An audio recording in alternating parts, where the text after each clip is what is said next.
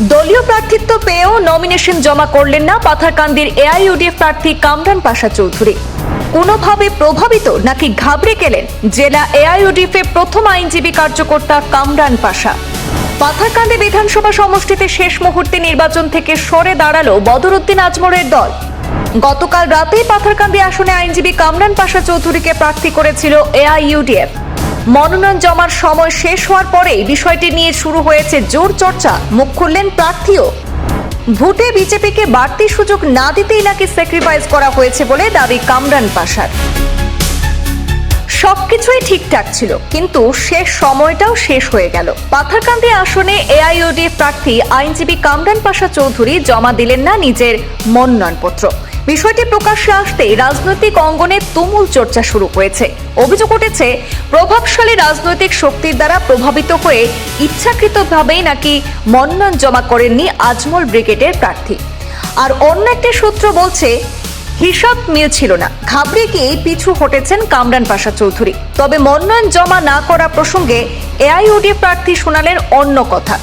বিজেপিকে পাথারকান্দিতে আটকে দিতেই নাকি হচ্ছকির সিদ্ধান্ত পরিবর্তন করেছে দল, এমনটা জানিয়েছেন প্রার্থী। এদিকে আজ সাংবাদিকদের মুখোমুখি হয়ে আইনজীবী কামরান পাশা চৌধুরী বলেন, গতকাল রাতে ইউডিএফ প্রার্থী ঘোষণা করেছে। এত কম সময়ের মধ্যে সব ধরনের নথি ঠিক করা সম্ভব হয়নি। শুধু তাই নয়, পাথারকান্দিতে সাম্প্রদায়িক শক্তি মাথাচড়া দিয়ে উঠেছে। এমত অবস্থায় বিজেপিকে হারানোর লক্ষ্যে নির্বাচনে অবতীর্ণ হননি তিনি। মন্তব্য রয়েছে আমাদের হাতে কামরান পাশা চৌধুরীর, শুনে নেব সরাসরি। আপনাকে দল আপনাকে বিফর্ম দিয়েছে, তাহলে আপনি কেন মনোনয়নপত্র জমা দিলেন না? দেখুন, দল এবং দলের সুপ্রিমো মাওলানা বদরুদ্দিন আজমল আমাকে প্রার্থী দিয়েছে। এর জন্য আমি দল এবং দলের সুপ্রিমো মাওলানা বদরুদ্দিন আজমল সাহেবের প্রতি কৃতজ্ঞ। জেলা কমিটির প্রতি আমি কৃতজ্ঞ যে আমাকে প্রার্থী হিসেবে প্রক্ষেপ করা হয়। দ্বিতীয় কথা হচ্ছে, গতকালকে রাত্রে প্রায় 10টার সময় আমার প্রার্থিত্ব ঘোষণা করা হয়েছে 11 টাওয়ারে, এবং যার কারণে কোনো কাগজপত্র আমার পক্ষে সংগ্রহ করা সম্ভব হয়নি। এটা 1 নম্বর। 2 নম্বর কারণ হচ্ছে, ইউডিএফ এমন কোনো রাজনীতি করবে না যে রাজনীতির কারণে কোনো কারণে সাম্প্রদায়িক শক্তি যাতে সুযোগ নিতে পারে। এবং আপনারা জানেন, পাথারকান্দি বিধানসভায় এই মুহূর্তে সাম্প্রদায়িক শক্তি চরম মাথা মানে বের করে কাজ করে। আমরা চাই যে কোনো অবস্থায় সাম্প্রদায়িক শক্তি অর্থাৎ বিজেপিকে হারাতে প্রয়োজনে আমরা যে পদক্ষেপ নিতে লাগে আমরা সেই পদক্ষেপ নিতে রাজি, এবং বিজেপিকে হারানোর স্বার্থে পাথারকান্দিতে আমাদের এই পদক্ষেপ আমরা ক্লিয়ারভাবে বলে দিতে চাই। এবং কোনো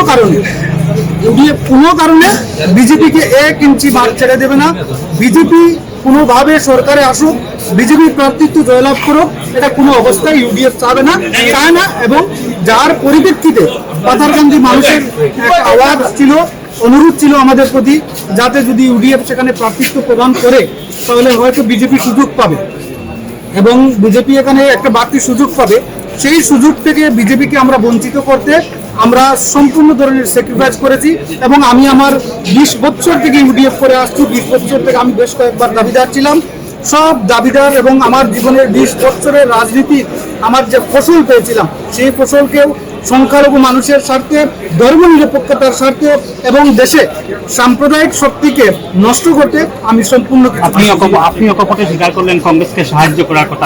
কংগ্রেসকে সাহায্য করে না, এটা কংগ্রেসকে সাহায্য নয়, সাম্প্রদায়িক শক্তির বিপক্ষে আমাদের এই অবস্থা। কংগ্রেস বলছে বিজেপি সাম্প্রদায়িক, বিজেপি অকপটে বলছে কংগ্রেস সাম্প্রদায়িক। আপনার মতে কে সাম্প্রদায়িক? আমরা দেখুন, বিজেপি সাম্প্রদায়িক এটা তো 100%। মুখ্যমন্ত্রী বলছেন বিজেপির আপনার মুসলমানের ভোট লাগে না, পাথারকান্দির বিধায়ক বলছেন যে মুসলমানের ভোট চাই না। তো সাম্প্রদায়িক তো আলটিমেটলি সাম্প্রদায়িক, চূড়ান্ত সাম্প্রদায়িক বিজেপি। কংগ্রেস বলছে আপনি বিজেপির কাছে আত্মসমর্পণ করেছেন। আমি যদি খেলতাম তাহলে তো এটা বিজেপির লাভ হতো। কংগ্রেস বলে আমরা উত্তর করিমগঞ্জে প্রার্থী দিয়েছি, বলছে যে এখানে বিজেপির লাভ হবে। পাথারকান্দিতে প্রার্থী দিইনি, সেখানে বলছে আবার কংগ্রেসের লাভ হবে। তো আমরা দিলেও তাদের ক্ষতি, না দিলেও কংগ্রেসের ক্ষতি, তো আমরা কোথায় যাবো?